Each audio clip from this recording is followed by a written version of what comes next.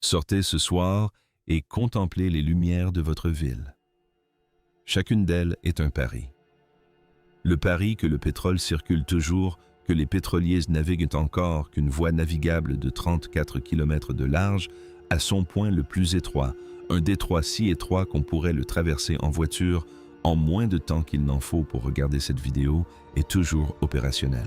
Pour la majeure partie du monde, ce pari a toujours été terrifiant. Car en 2025, lorsque la guerre en Iran a entraîné la fermeture du détroit d'Ormuz, près d'un tiers du pétrole transporté par voie maritime s'est tout simplement retrouvé bloqué.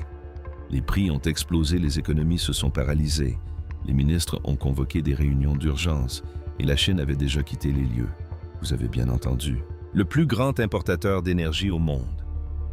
Le pays qui importait environ la moitié de son pétrole du Moyen-Orient presque entièrement par ce même point de passage stratégique n'a quasiment pas bronché. Et ce n'est que le début. Mais voici ce qui est stupéfiant, ce n'était ni de la chance, ni une question de géographie, ni même une réaction à la crise. Il s'agissait d'un projet d'ingénierie mené sur 10 ans, au vu et au su de tous, conçu précisément pour la tempête qui venait de frapper. Si ce genre d'histoire vous fait reconsidérer tout ce que vous pensiez savoir sur le pouvoir mondial, n'hésitez pas à liker et à vous abonner pour ne pas manquer la suite. À la fin de cette vidéo, vous comprendrez exactement comment la Chine a discrètement transformé le point de passage stratégique le plus dangereux du monde en une menace qu'elle n'a plus à craindre. Le point de passage stratégique qui a pris le monde en otage. Imaginez un tuyau d'arrosage, un seul tuyau par lequel transite toute l'eau dont votre foyer a besoin. Imaginez maintenant une main sur le robinet. C'était la situation énergétique de la Chine pendant près de 20 ans. Le détroit d'Ormuz mesure 34 km de large à son point le plus étroit. Il se situe entre Oman et l'Iran. À tout moment, environ un tiers du gaz naturel liquéfié et près de 20% du pétrole mondial y transitent. Pour la Chine en particulier, la situation était encore plus concentrée. Environ la moitié du pétrole importé par Pékin provenait du Golfe Persique et d'Arabie Saoudite, d'Irak, des Émirats Arabes Unis et du Koweït. Et la quasi-totalité transitait par ce même goulot d'étranglement de 34 km. Voici ce qui rend ce problème géopolitique unique en son genre. La Chine possède la deuxième plus grande armée du monde et la plus grande armée permanente au monde. Les États-Unis mènent actuellement le programme d'expansion navale le plus ambitieux au monde, mais ils ne peuvent pas projeter leur puissance navale de manière significative dans le Golfe Persique. La 5e flotte américaine est basée à Bahreïn. Des groupes aéronavals américains opèrent régulièrement dans le Golfe. Dans tous les cas de figure où le détroit se ferme, que ce soit à cause de mines iraniennes de missiles ou d'un blocus militaire, la marine chinoise arrive trop tard, opère trop loin de ses bases et ne peut pas le rouvrir. Les économistes qui ont modélisé ce scénario pour Pékin ont présenté des chiffres qui ont donné des sueurs froides aux responsables. Une fermeture prolongée du canal d'Ormuz impacterait la production chinoise en quelques semaines et non en quelques mois, parce que les stocks de pétrole, les réserves stratégiques, le stockage flottant et la capacité des oléoducs se mesurent en temps jour, voire en quelques semaines et non en une marge de plusieurs mois, qui permettrait à la diplomatie de faire son travail. Un analyste du transport maritime qui a informé le Conseil de sécurité énergétique de Pékin en 2012 aurait décrit le détroit comme un fusil pointé sur l'économie chinoise, un fusil que la Chine ne pouvait esquiver. Voici le piège brutal. Les seules autres voies terrestres susceptibles de remplacer partiellement les oléoducs traversant l'Asie centrale, le corridor Myanmar-Yunnan, étaient soit de capacité insuffisante, soit politiquement fragile, soit les deux. La Chine faisait passer son pétrole par une aiguille qu'elle possédait, qu'elle ne pouvait ni protéger ni remplacer rapidement. Chaque année de croissance économique, cette aiguille se réduisait, et le reste du monde le savait. Les analystes du secteur énergétique en ont parlé. Les services de renseignement l'ont surveillé. Les fonds spéculatifs ont parié dessus. Le détroit d'Ormuz était largement considéré comme la principale vulnérabilité exploitable de ce pays, qui par ailleurs était en passe de devenir la nation la plus puissante du monde. Ce que personne n'avait prédit, c'est que Pékin déciderait de ne pas polémiquer au sujet de l'aiguille. Cela rendrait l'aiguille obsolète. Mais la décision de se défaire de cette vulnérabilité ne date pas des panneaux solaires. Tout a commencé par un calcul des risques que la plupart des gouvernements ont refusé de faire en toute honnêteté. Et cette histoire débute là où la plupart des gens ne regardent jamais le calcul que Pékin a effectué et que personne d'autre n'aurait osé faire. La plupart des gouvernements, lorsqu'ils identifient une vulnérabilité stratégique, rédigent un rapport à ce sujet. Ils constituent un comité. Ils financent une étude. Ils programment une réunion de suivi pour discuter des conclusions de cette étude. Pékin a opté pour une approche différente. La ville a traité cette vulnérabilité comme un problème d'ingénierie avec des solutions connues, lui a alloué un budget et a entamé les travaux. On peut comparer cela à un code du bâtiment. La plupart des villes élaborent des normes de sécurité incendie après un sinistre. Pékin, quant à elle, a analysé le point de passage stratégique d'Ormuz, modélisé les conséquences d'un incendie et discrètement revu les exigences structurelles avant même que le feu ne se déclare.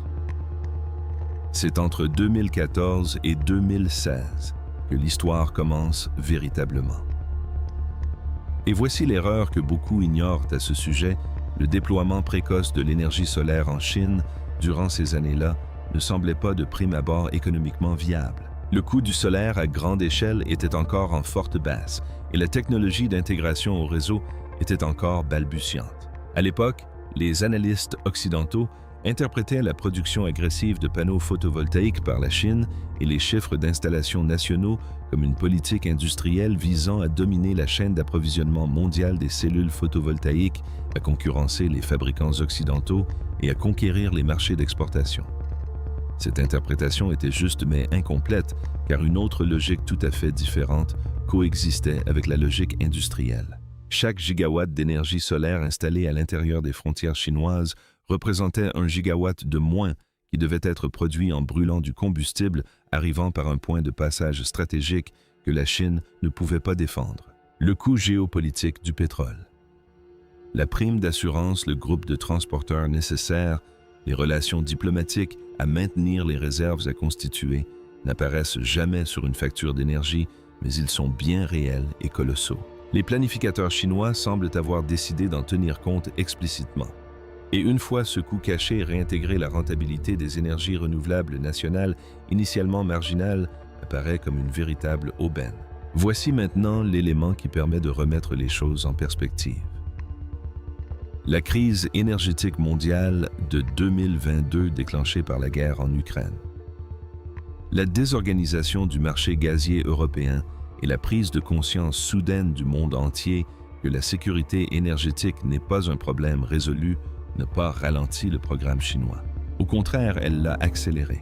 Pékin a utilisé cette crise comme preuve, comme confirmation, comme autorisation de réduire à néant ce qui existait déjà. Un calendrier de déploiement sur 10 ans ramené à 5 ans.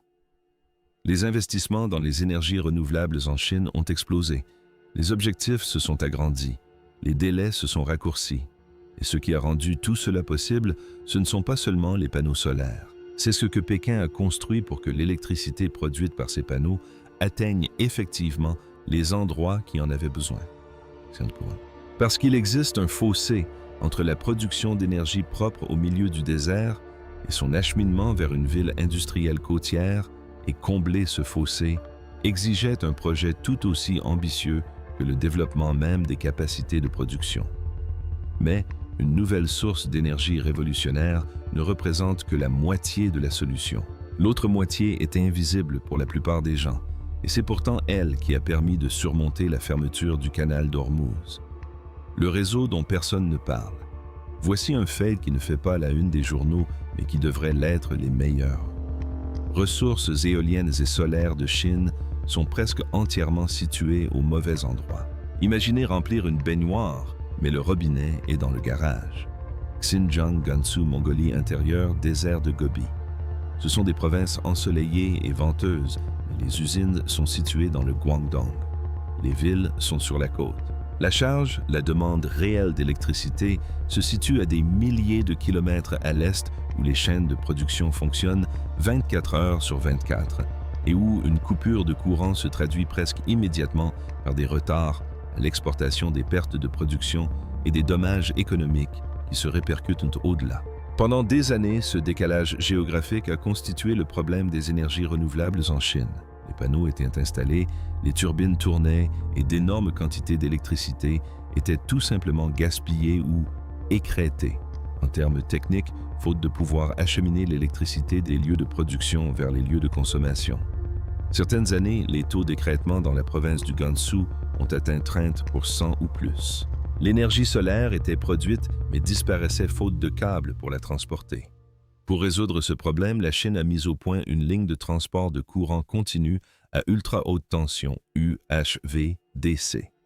C'est un exploit d'ingénierie remarquable. Ce sont des lignes transportant de l'électricité à des tensions supérieures à 800 kV.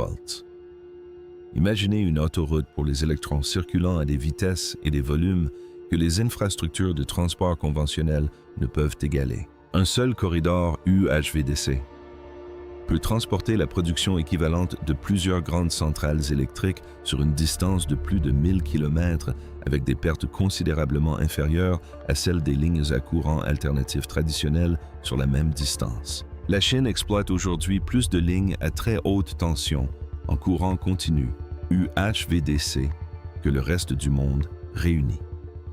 Le corridor du Gansu, véritable colonne vertébrale de la liaison entre la production d'électricité à l'ouest et la consommation à l'est, n'est pas une ligne unique, mais un réseau. Il comprend de multiples corridors, plusieurs niveaux de tension et une redondance intégrée. Lorsque les analystes comparent le réseau électrique chinois actuel à celui d'il y a 10 ans, ils constatent une infrastructure fondamentalement différente. C'est comme si la baignoire avait maintenant un robinet qui fonctionne. Voici ce qui rend ce programme si prometteur du point de vue de la sécurité énergétique. Il n'a pas seulement permis de relier l'offre à la demande, il a aussi renforcé la résilience du réseau. Le fait que l'électricité transite par plusieurs provinces de l'Ouest via de multiples corridors signifie qu'aucune perturbation, aucun événement météorologique, aucune panne d'équipement et surtout aucune interruption d'approvisionnement en carburant ne peut paralyser l'ensemble du système. Il faudrait provoquer des pannes de réseau simultanées à plusieurs endroits pour reproduire le type de choc qu'une fermeture du canal d'Ormuz pouvait autrefois engendrer automatiquement. En 2025, l'infrastructure était en place, la production d'électricité était lancée et le réseau de transport fonctionnait. Et la côte est industrielle, là où une crise énergétique aurait les conséquences économiques les plus désastreuses, puisait son électricité dans des sources qui ne l'avaient jamais vue transportée par camion-citerne. Mais voilà le problème aussi extraordinaire que fut toute cette infrastructure, elle ne résolvait toujours pas le problème le plus épineux. Que se passe-t-il au coucher du soleil? L'installation qui stocke le soleil. Tenez-vous dans le désert de Gobi à minuit par une nuit d'été clair. Il n'y a pas de soleil, il n'y a pas un souffle de vent significatif. Et pourtant, à Dunhuangville, située sur l'ancienne route de la soie dans la province du Gansu, il existe une centrale électrique qui fonctionne non pas grâce à des batteries de stockage, ni grâce à un générateur diesel de secours, mais grâce à la chaleur. Plus précisément, la chaleur captée du soleil il y a 10 heures, et qui est encore suffisamment chaude actuellement pour faire bouillir de l'eau, faire tourner des turbines et alimenter un réseau électrique desservant des millions de personnes. Le complexe solaire thermique de Dunhuang est le genre d'installation qui tend à rester à l'écart de la couverture médiatique occidentale, ce qui est regrettable, car il s'agit de l'une des installations énergétiques les plus importantes sur le plan stratégique au monde. 12 zéro-héliostats à miroir disposés en anneaux concentriques autour d'une tour centrale. Chaque miroir suit la course du soleil avec précision tout au long de la journée. La lumière solaire qu'il concentre chauffe un fluide. Ce fluide chauffe du sel fondu. Ce dernier emmagasine l'énergie thermique avec une efficacité remarquable. Et comme le sel reste chaud, vraiment très chaud, conservant sa température comme une poêle en fonte longtemps après l'extinction du feu, la production d'électricité ne s'arrête pas au coucher du soleil. Vous avez bien entendu 12 zéro miroirs. Pour vous donner une idée, si vous mettiez ces miroirs bout à bout, ils s'étendraient sur une distance supérieure à la longueur de l'île de Manhattan et même davantage. Et elles ne produisent pas seulement de l'électricité pendant la journée, elles produisent de l'électricité. 24 heures sur 24, le genre d'électricité sur laquelle un réseau peut réellement compter.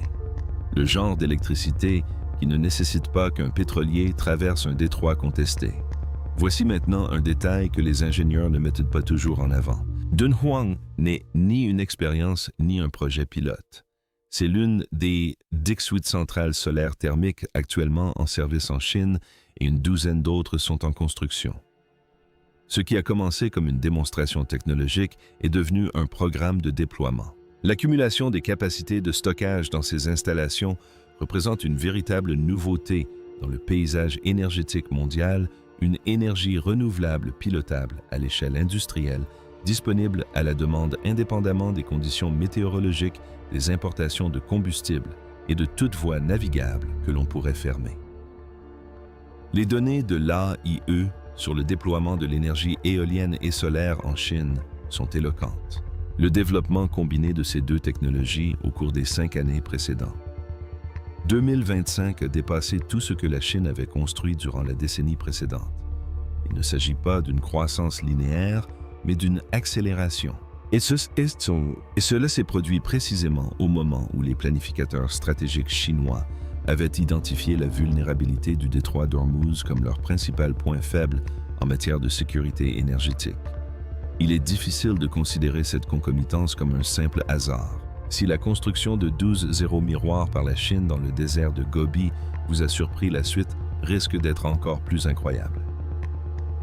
Abonnez-vous pour ne rien manquer. Le moment où le détroit s'est fermé et où le monde entier a retenu son souffle. En 2025, la crise que les analystes énergétiques prévoyaient depuis 10 ans s'est finalement produite. Les détails du conflit militaire en Iran dépassent le cadre de cette vidéo. Ce qui importe ici, c'est le mécanisme de transmission économique, l'enchaînement de causes et d'effets qui a transformé un incident militaire dans le Golfe Persique en une crise énergétique mondiale en l'espace de 72 heures. Le détroit s'est fermé, le trafic des pétroliers s'est interrompu et les cours du pétrole au comptant ont connu des fluctuations inédites depuis les heures les plus sombres des années 1970. Les pays importateurs qui n'avaient pas diversifié leurs sources d'approvisionnement, qui n'avaient pas construit de capacité de stockage, qui n'avaient simulé le scénario que dans un modèle théorique se sont retrouvés confrontés à la réalité. L'Europe s'est mobilisée. Le Japon s'est mobilisé. La Corée du Sud s'est mobilisée. Des réunions d'urgence ont été convoquées. Les réserves stratégiques ont été mobilisées. Les discussions qui durent habituellement des mois se sont déroulées en quelques jours. Et voici ce qui s'est passé en Chine, le choc pétrolier a frappé. La Chine n'est pas totalement à l'abri des fluctuations des marchés pétroliers mondiaux. Elle importe toujours du pétrole. Son secteur des transports fonctionne encore au carburant liquide et son industrie pétrochimique a toujours besoin de pétrole brut. Son économie a donc ressenti les effets de ces variations de prix. Quiconque vous affirme que la Chine n'a absolument pas été touchée se trompe, et ce texte ne vous le dira pas. Mais voici l'aspect dont personne ne parle, le mécanisme de transmission qui, lors de chaque choc pétrolier précédent, transformait une flambée des prix du pétrole en une flambée des prix de l'électricité, puis en une flambée des coûts de production industrielle, et enfin en une spirale inflationniste pour les consommateurs. Ce mécanisme a été rompu car d'ici 2025, le réseau électrique chinois n'était plus véritablement dépendant du pétrole. L'épine dorsale de l'énergie industrielle, ce qui faisait fonctionner les usines, les centres de données et les zones de production, provenait des parcs éoliens de Mongolie intérieure, des installations solaires du Xinjiang et des centrales thermiques du Gansu. La fermeture du canal d'Ormuz a frappé ces secteurs comme une route inondée frappe un automobiliste qui aurait emprunté une autre autoroute des années auparavant. L'inondation était bien réelle, la perturbation aussi, mais c'était le problème de quelqu'un d'autre. Voici maintenant l'élément qui permet de remettre les choses en perspective. L'analyse concurrentielle présentée dans cet article affirmait que les énergies renouvelables chinoises avaient contribué à stabiliser les prix de l'électricité pendant la crise. C'est exact, mais ce constat minimise tellement le mécanisme qu'il en devient presque une description d'un tout autre événement. La stabilisation des prix suppose un coussin, un tampon, quelque chose qui aurait absorbé un choc qui s'est tout de même produit. Or, ce qui s'est réellement passé était structurel. Le canal par lequel le choc se serait propagé a été obstrué, non pas atténué, mais bel et bien fermé. la Chine n'a pas renforcé ses défenses. On avait déplacé le bâtiment hors de la zone inondable. Les usines continuaient de tourner. Le réseau électrique restait opérationnel. La production industrielle se poursuivait, et le reste du monde le remarqua de cette façon qu'on ne perçoit une absence que lorsque la présence qu'elle remplaçait devient soudainement et douloureusement évidente partout ailleurs. Mais comprendre ce à quoi la Chine a survécu ne représente que la moitié du tableau. La question la plus importante, celle dont débattent actuellement les stratèges énergétiques et les analystes géopolitiques dans des cercles que la plupart des gens ne fréquenteront jamais, est celle de savoir ce que cela signifie pour l'avenir du monde, ce que le monde vient d'apprendre et qu'il est impossible d'oublier. L'histoire a la fâcheuse habitude de ne reconnaître les tournants qu'a posteriori, le moment où une technologie s'impose, le moment où un rapport de force bascule, le moment où les anciennes règles cessent de s'appliquer. On ne prend généralement conscience de ces événements que des années plus tard, lorsque les preuves sont suffisamment nombreuses pour être indéniables. La fermeture du détroit d'Ormuz en 2025 pourrait bien être l'un de ces moments. Et la raison n'en est pas la guerre. Les guerres au Moyen-Orient ne sont pas un phénomène nouveau. Les perturbations liées au pétrole ne sont pas un phénomène nouveau. La raison en est ce que la crise a révélé la divergence entre les économies qui s'étaient préparées et celles qui ne l'avaient pas fait. Et le fait que pour la première fois dans l'histoire de l'ordre pétrolier mondial, le plus grand consommateur d'énergie au monde figurait parmi les économies préparées. Réfléchissez à ce que cela signifie concrètement. Le détroit d'Ormuz joue un rôle crucial depuis l'avènement de l'économie pétrolière moderne. C'est pourquoi les États-Unis maintiennent une présence navale dans le Golfe. C'est la raison pour laquelle les États du Golfe ont bénéficié d'un poids géopolitique disproportionné à leur taille. C'est la raison pour laquelle chaque pays importateur de la planète a dû maintenir des relations diplomatiques, des alliances militaires et des stocks de réserves stratégiques adaptés aux risques de fermeture. Il ne s'agit pas seulement d'une voie pétrolière, c'est l'une des structures fondamentales qui soutiennent l'ordre international d'après-guerre. Et la Chine vient de démontrer qu'elle a, à un degré remarquable, cessé de s'en préoccuper. Voici ce qui rend cette situation si extraordinaire. Elle n'a pas été obtenue grâce à une supériorité militaire. La Chine n'a pas construit de flotte capable de garantir la liberté du détroit d'Ormuz. Elle n'a pas négocié d'accords de sécurité éliminant les risques. Elle n'a pas trouvé de pétrole ailleurs. Elle a restructuré l'économie nationale de sorte que le pétrole transitant par le détroit d'Ormuz devienne moins indispensable aux fonctions essentielles à la protection de la production industrielle, de la production d'électricité et de la production manufacturière.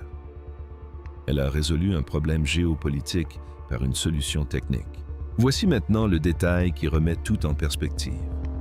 Toutes les autres grandes économies importatrices, l'Europe, le Japon, la Corée du Sud, l'Inde, fonctionnent encore selon la même dépendance fondamentale que la Chine a mis une décennie à démanteler. Certains pays sont plus avancés dans leur transition que d'autres. Aucun n'en est au même point que la Chine.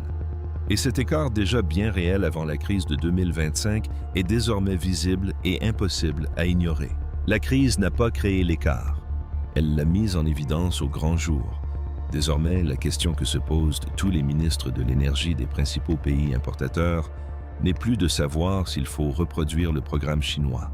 Ils s'y emploient déjà. La question est de savoir s'ils peuvent rattraper une décennie d'avance dans le temps imparti et s'ils disposent des capacités institutionnelles, des capitaux nécessaires et franchement de la volonté politique pour faire comme Pékin considérer la transition énergétique non comme une aspiration environnementale, mais comme une obligation de sécurité nationale.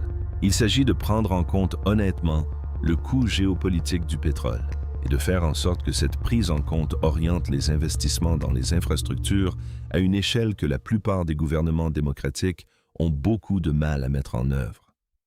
La réponse à cette question est encore en train de s'écrire. Et la réponse est importante, car un monde où la Chine s'est détachée du canal d'Ormuz, tandis que tous les autres y restent attachés, est un monde où l'équilibre des vulnérabilités a basculé d'une manière sans précédent dans l'histoire moderne. Ce que la Chine a construit dans le désert de Gobi, le long des corridors de transport d'électricité occidentaux dans les réservoirs de sel fondu de Dunhuang et sur les 1000 km de lignes à très haute tension, reliant production et consommation. Tout cela a été présenté au moment de sa construction comme un programme environnemental, un engagement climatique, une transition énergétique verte, et certains aspects l'étaient réellement. Mais ce qui importait le plus à ce moment précis était tout autre. Il s'agissait de l'opération de sécurité énergétique la plus méthodiquement menée de l'histoire moderne. Le détroit d'Ormuz n'est pas devenu sans importance pour la Chine avec la fin de la guerre. Il l'est devenu parce que la Chine a bâti le monde dont elle avait besoin, avant même que la guerre ne vienne le mettre à l'épreuve. Si cela a changé votre vision de l'ordre énergétique mondial, n'hésitez pas à liker et à vous abonner pour ne rien manquer. J'aimerais maintenant connaître votre avis dans les commentaires. Pensez-vous que le reste du monde puisse rattraper son retard sur la transition énergétique chinoise à temps? Ou bien la Chine a-t-elle déjà acquis un avantage stratégique permanent que personne d'autre ne peut s'approprier?